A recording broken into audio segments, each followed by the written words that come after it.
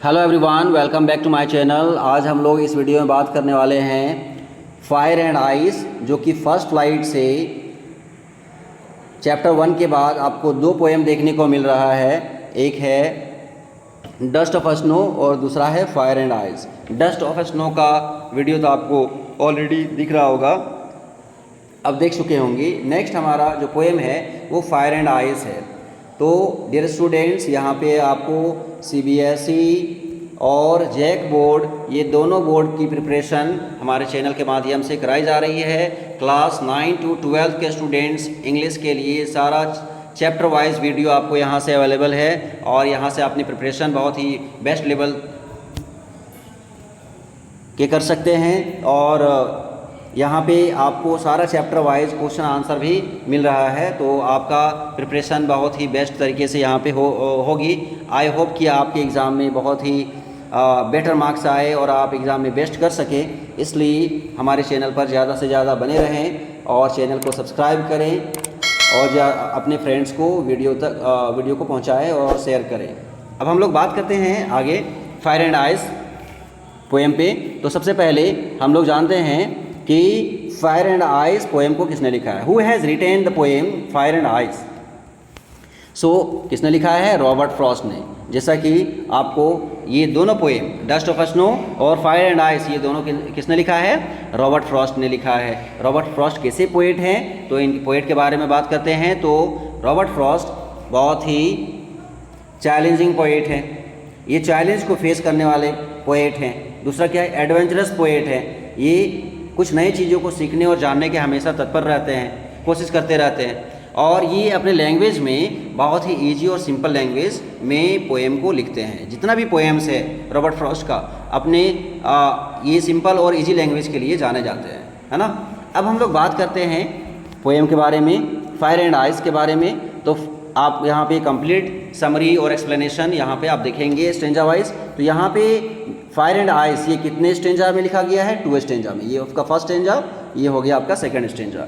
तो ये first stanza में कितने लाइन्स है? 1 2 3 4, ये 4 लाइन्स स्टेंजा है। तो फर्स्ट स्टेंजा में कितने लाइन्स है? 4 लाइन्स है। तो इसका राइमिंग वर्ड्स हम लोग आप देखेंगे और राइम स्कीम क्या बनता है ये देखेंगे सबसे पहले, उसके बाद एक्सप्लेनेशन में पहुँचेंगे। तो सम से the world will and in fire, some say in ice, from what I have tasted or desire, I hold with those who favor fire। तो यहाँ पर अब देख रहे हैं कि जो राइम स्कीम होगा, पहले राइमिंग वर्ड्स अब देखेंगे। जो सिमिलर साउंडिंग वर्ड्स है उसको ए से रिप्रेजेंट करेंगे। तो फायर, डिज़ायर, फायर, यानी कि ये तीनों क्या है? राइमिंग वर्ड्स है, सिमिलर साउंडिंग वर्ड्स है। तो इसको हम लोग ए से रिप्रेजेंट करेंगे, ए और ए। तो ये 3A हो गया, 3 lines.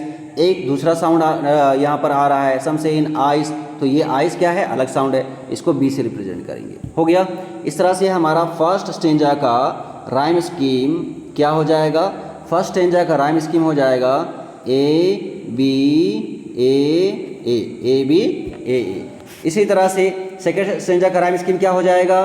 But if had to perish twice, I think I know enough to hate to say that for destruction ice is also great। तो फर्स्ट लाइन में क्या है? ट्वाइस। थर्ड लाइन में आइस, ये हो गया। तो ये हो गया ए, ये हो गया ए, ये हो गया बी, हेट और ग्रेट, तो ये हो गया बी। इस तरह से यहाँ पर क्या हो जाएगा? ये सेकेंड स्टेंजा का जो राइम स्कीम होगा ये A B A B, A B A B, इस तरह से ये आपका ए बी आ रहा है। बट ऊपर में क्या आ रहा था? ए बी ए आ रहा था। तो ये राइम स्कीम आपको देखने को मिल रहा है स्टेंजा वाइज। तो राइम स्कीम आई होप कि आपको समझ में आ गया है। अब हम लोग बात करते हैं एक्सप्लेनेशन में। इसका समरी क्या है, इसका सारांश क्या है? तो कंप्लीट स्टोरी के सारांश यहाँ समझेंगे। डियर स्टूडेंट्स, कुछ लोगों का मानना है सम से the world will and in fire. कुछ लोग का कहना है, कुछ लोग कहते हैं कि ये दुनिया आग से ख़त्म होगी। बट सम से इन आइस, बट कुछ लोग कहते हैं कि नहीं, ये बर्फ़ से ख़त्म होगी या पानी से ख़त्म होगी। From what I have tested of desire I hold with those who favour fire. But मुझे लगता है, ये पोइट कहते हैं, but I tasted of desire, I hold with those who favour with fire.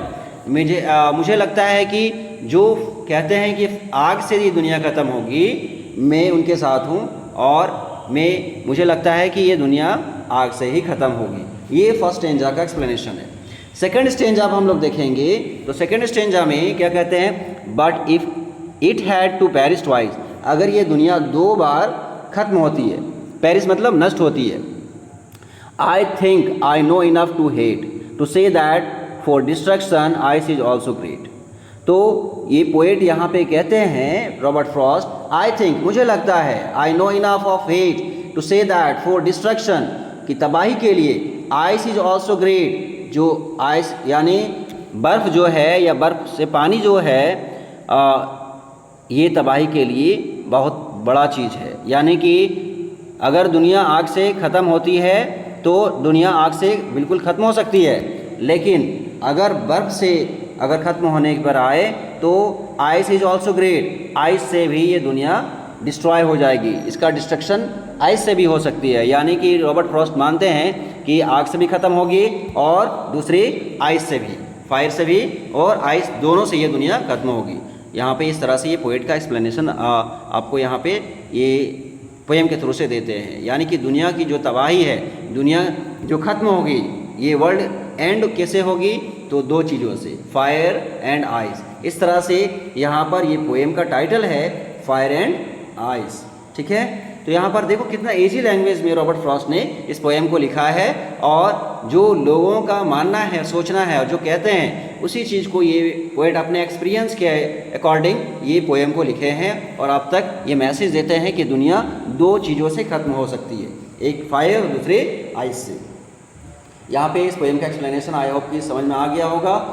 Students, आप इसका क्वेश्चन आंसर भी आपको वीडियो में मिल जाएगी, तो आप क्वेश्चन आंसर भी नोट डाउन करेंगे और प्रिपरेशन बहुत ही अच्छे से करेंगे, ताकि आपका एग्ज़ाम में बहुत ही बेटर मार्क्स आए और रिज़ल्ट आपका बहुत ही अच्छा हो। आई होप कि आप अपने लाइफ में बहुत आगे बढ़े। Thank you. जय हिंद। वेल डियर स्टूडेंट्स, अब हम लोग देखते हैं फायर एंड आइस जो पोएम है उसका क्वेश्चन आंसर। तो क्वेश्चन आंसर आप यहाँ पे फायर एंड आइस का देखेंगे, थिंकिंग अबाउट द पोएम का। तो आपका जो फर्स्ट क्वेश्चन है कि there are many ideas about how the world will end. बहुत सारे आइडियाज़ हैं कि दुनिया ख़त्म होगी। Do you think the world will end someday? क्या आपको लगता है कि ये दुनिया एक दिन ख़त्म होगी? Have you ever thought what would happen if the sun got so hot that it burst or grew colder and colder? Have you ever thought, क्या आपने कभी सोचा है what would happen, क्या होगा if the sun got so hot, कि सूरज, अगर सूरज बहुत ज़्यादा गर्म हो जाए, that it burst, कि ये बहुत आग की तरह जलने लगे, और grew colder and colder, और या ये पूरी दुनिया ठंडी हो जाए, तो क्या होगा? क्या आप इसके बारे में सोचते हैं? तो यहाँ पर क्या हो गया, हैव यू एवर थॉट, तो इसका आंसर क्या होगा? यस। हाँ, सोचते हैं, आई बिलीव, और मुझे लगता है, this world will end someday, कि ये दुनिया कुछ दिन में ख़त्म होगी, but when nobody knows, but कब होगी किसी को पता नहीं। Whether the sun gets hot और इट गेट्स कोल्डर, अगर सन हॉट हो जाए या ठंडी हो जाए, in both the situation end of this world is sure, अगर सन बहुत ज़्यादा गर्म हो जाए या बहुत ज़्यादा ठंडी हो जाए, दोनों सिचुएशन में ये वर्ल्ड क्या होगी? ख़त्म हो जाएगी, ये तो श्योर है। नेक्स्ट हम लोग क्वेश्चन देखते हैं। For Frost what do fire and ice stand for? Fire and ice से क्या समझते हैं? Here are some ideas. तो यहाँ पर आप देख रहे हैं कि फायर एंड आइस क्या है। तो यहाँ पे हम लोग बात करते हैं फायर एंड आइस के बारे में, और ये आंसर है आपका fire stands for greed. Fire जो होता है वो लालच है, एवरिस है, लस्ट है, कॉन्फ्लिक्ट है एंड फरी है। ये फायर स्टैंड्स फॉर अगर हम लोग बात करेंगे तो क्या क्या होगा? Greed, avarice, lust, conflict and fury. Ice stands for, ice से क्या रिप्रेजेंट करते हैं? तो cruelty, intolerance, rigidity, insensitivity, coldness, indifference और हैट्रेड। इस तरह से क्वेश्चन नंबर 3 में हम लोग आते हैं। क्वेश्चन नंबर 3 में है what is the rhyme scheme of the poem, how does it help in bringing out the contrasting ideas in the poem. तो यहाँ पे राइम स्कीम क्या होगा पोएम का, सबसे पहले आप राइम स्कीम लिखेंगे।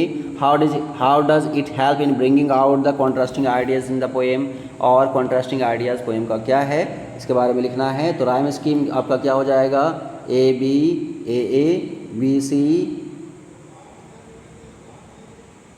B C B. तो ये राइम स्कीम आपको तो ऑलरेडी हम समझा चुके हैं, वो आपका सही है, वहाँ से भी लिख सकते हैं, बाकी यहाँ से भी आप लिख सकते हैं। और यहाँ पे कॉन्ट्रास्टिंग आइडियाज़ आपका क्या है, तो यहाँ पे आप कॉन्ट्रास्टिंग आइडियाज़ देंगे। तो यहाँ पे स्टूडेंट्स आप देख रहे हैं the contrasting ideas of fire and ice are presented using this rhyme scheme. He mention that both fire and ice are probable ends of this world, while he talks about how fire represents desire and can therefore be a cause of the end of the world. He also mentions ice in between to symbolize that the cool and indifferent attitude towards one another will also be enough to end the world. In the second stanza, he says that he knows of enough hate in the world that even destruction through ice would be sufficient to bring about the end of the world. इस तरह से यहाँ पर ये भी आपको complete यहाँ पे बता दिए। स्टूडेंट्स आई होप कि आपको ये क्वेश्चन आंसर अच्छे से समझ में आ गया होगा। इसको अच्छे से नोट डाउन कर लेंगे और अच्छे से आप प्रिपरेशन करेंगे। आई होप कि आपका रिज़ल्ट बहुत ही अच्छा हो, इसके लिए आप प्रिपरेशन हमारे चैनल से करते रहें। और अभी तक हमारे चैनल को सब्सक्राइब नहीं किए हैं तो जल्दी से सब्सक्राइब कर लें और ये वीडियो अपने फ्रेंड्स तक शेयर करें, ज़्यादा से ज़्यादा लाइक करें। थैंक यू, जय हिंद।